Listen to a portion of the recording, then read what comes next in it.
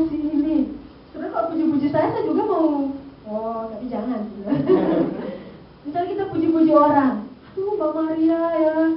Aduh, baik deh Mbak Maria. Oh, ya, nanti saya kasih batik. Misalnya begitu kan. Misalnya, saudara. Kalau kita memuji Allah, menyenangkan Allah, apa kata firman Tuhan tadi berkata dalam Matius 6? Bapamu yang di surga tahu saudara, bahwa kamu memerlukan semuanya itu. Tanpa kita bicara pun, dia sudah tahu. Kita ini perlu makanan, kita ini perlu uang, itu intinya. Semua bilang, kita ini perlu uang untuk hidup, ya kan? Untuk hidup saya perlu uang Tuhan.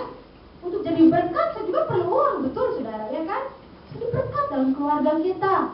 Apalagi seperti saya seorang diri Kristen, saya harus jadi berkat. Saya harus jadi berkat. Tidak pernah saya mengeluh kepada saudara saya. Mereka bicara, aduh, Yunani krisis ya, katanya. Bagaimana keadaan kamu, pulang aja deh, katanya. Di sini gaji kami gede-gede. Oh Tuhan, gaji gede-gede. Wah, mereka buat rumah ya, saya belum Tuhan. Tapi Tuhan berkata kepada semua itu dicari oleh bangsa-bangsa yang tidak mengenal Allah. Allahmu tahu bahwa kamu memerlukan semuanya itu. Tuhan tahu kalau saya pulang nanti saya perlu rumah. Ya, Tuhan menyediakan. Amin. Amin. Tuhan tahu, tanpa saya bilang juga Tuhan tahu. Amin. Amin. Tapi yang pertama-tama adalah cari dahulu kerajaan Allah dan kebenarannya. Apa itu kebenaran? Firman Tuhan. Baca firman Tuhan. Amin. Baca firman Tuhan. Baca firman Tuhan. Mari kita buka tunggu sudah. Mazmur 119.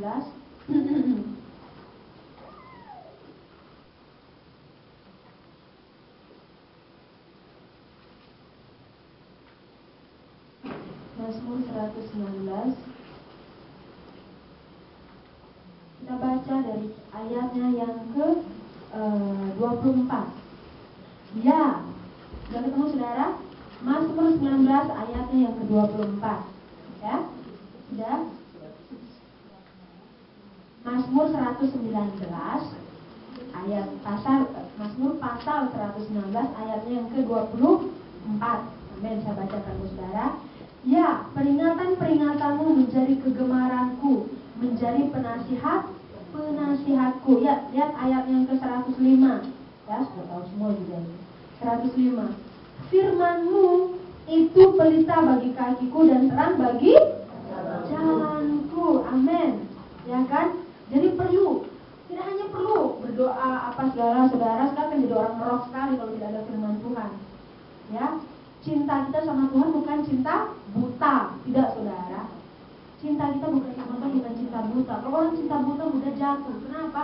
Terlalu berapi-api, terlalu banyak hanya berdoa tanpa firman Tuhan. Jadi kalau saudara berdoa harus baca juga firman Tuhan. Baca firman Tuhan. Sebab apa tadi dibilang menjadi penasihat kita. Amin. Roh Kudus, jangan saudara bicara Roh Kudus berbicara kepada saya. Dari mana? Yang mana? Bicara apa? Harus ada dalam firman Tuhan. Dalam firman Tuhan. Amin. Firman Tuhan, semuanya ada di dalam firman Tuhan. Semua. Tadi dibilang hanya Yesus jawaban hidupku. Di mana saudara bisa menemukan jawaban ketika saya takut tadi, khawatir tadi? Di dalam firman Tuhan. Janganlah kamu khawatir. Jangan. Sebab apa kata keturunan orang benar tidak pernah ditinggalkan, tidak pernah. Di mana jawabannya saya temukan? Di dalam firman Tuhan. Makanya mesti baca firman Tuhan, mesti baca. Ya, di warta ada saya tuliskan tentang bacaan Alkitab seminggu. Saudara baca, amin. Baca dari kitab Kejadian. Kita mau baca Alkitab dari awal sampai akhir. Ya, Iblis tahu firman. Betul atau salah? Iblis tahu firman atau enggak? Tahu, ya kan? Kan ada orang saksi Yehova, ya kan? Waduh, bawa firman, tahu firmannya luar biasa, semua tahu, saudara. Nah, kalau saudara tidak berjaga-jaga, kalau kita tidak berjaga-jaga, kita mau jawab apa? Amin. Satu pun firman Tuhan tidak ada hafal. bukannya salah untuk menghafal. Dari menghafal kita akan merenungkan. Bagaimana mau melakukan kalau tidak hafal? Apa itu ya? Kata firman Tuhan apa ya? Apa ya? Yang gimana ya itu ya? Aduh kalau saya begini, bagaimana jawaban Tuhan apa ya? Gak mengerti mau jawab apa. Masalah saya begini nih Tuhan, jawaban Tuhan kira-kira apa ya? Kira-kira saudara, jawaban Tuhan ada di sini. Makanya mesti baca firman Tuhan. Jemaat Tuhan, saya dulu jemaat seperti saudara jemaat. Saya sekarang juga jemaat. Jemaat Tuhan, jemaat yang ketika baru-baru Kristen saudara, gak mengerti, tapi saya selalu catat. Saya suka mencatat ketika pertama kali jadi orang Kristen.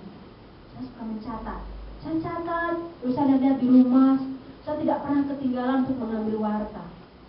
Di warta biasa di gereja, suka macam-macam ditulis. Saya baca terus ayat ini kadang-kadang saya stabilo gede-gede itu. Firman Tuhan ini ya, saya stabilo gede-gede.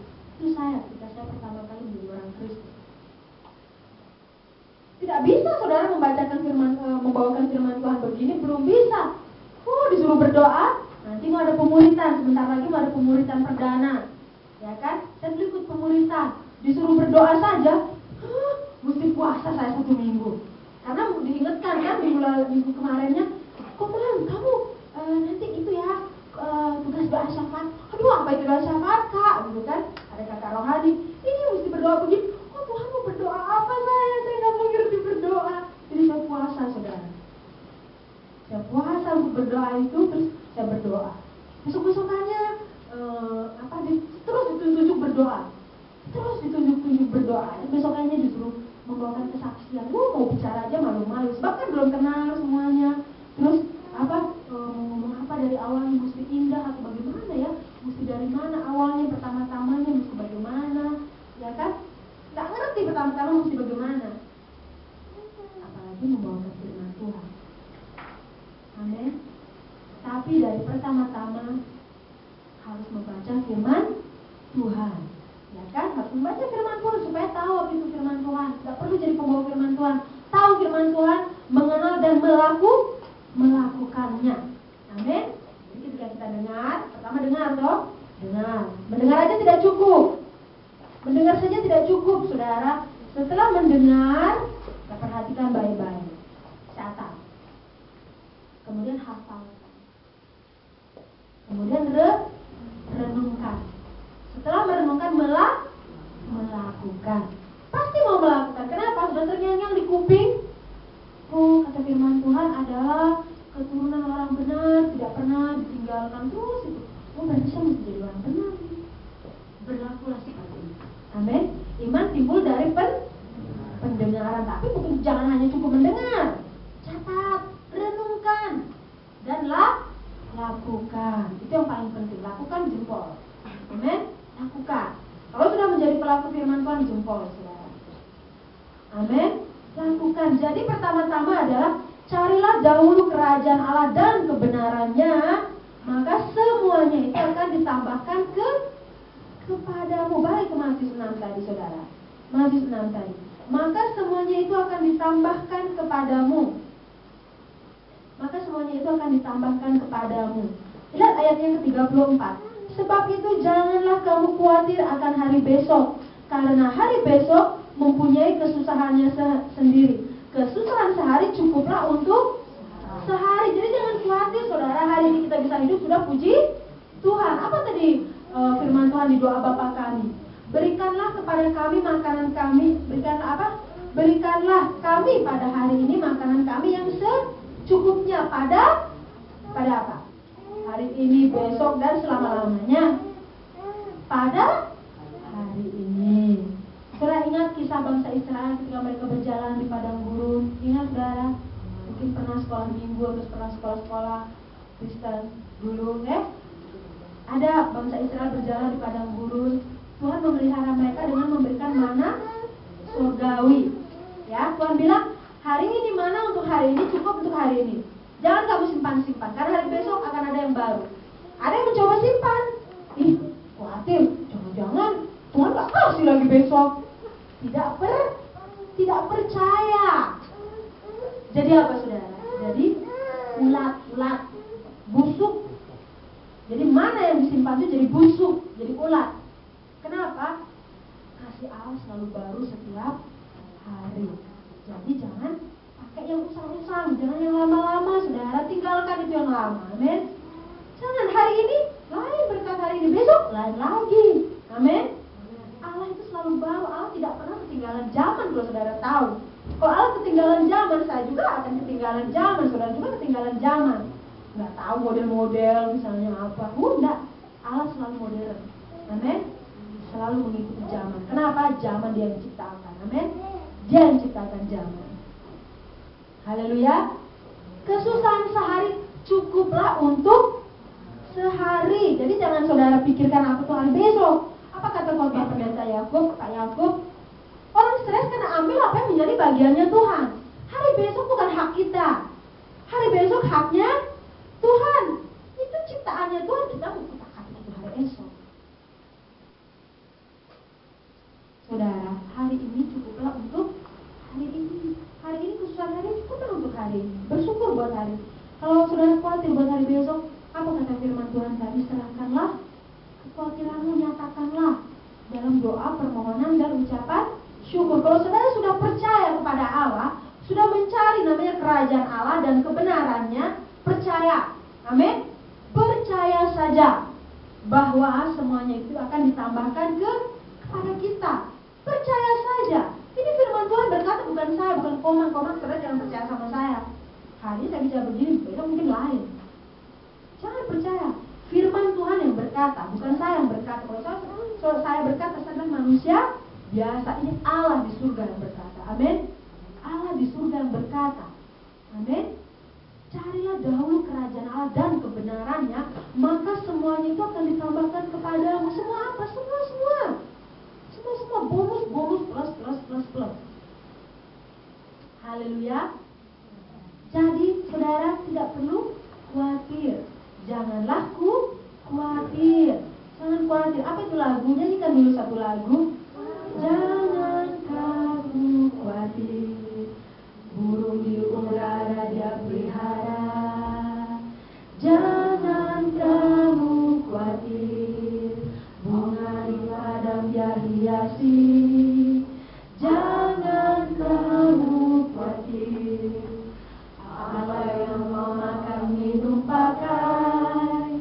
Jangan kamu khawatir, Bapa di surga memelihara. Ubah katanya, aku tidak khawatir. Aku tidak khawatir. Nyanyikan sampai telingamu mendengar. Amin. Aku tidak khawatir, bunga di padang Dia hiasi. Aku tidak khawatir, apa yang ku makan minum pakai. Aku tidak khawatir. Siapa? Bapa di surga memelihara. Amin. Bapa di surga memelihara. Pertama-tama jadikan Bapa dalam hidupmu, amin. Dan cari namanya kebenaran. Pegang, mesti baca firman Tuhan. Haleluya. Jadi kesimpulannya, janganlah khawatir. Sampai di sini firman Tuhan. Haleluya. Mari singa. Janganlah kita khawatir.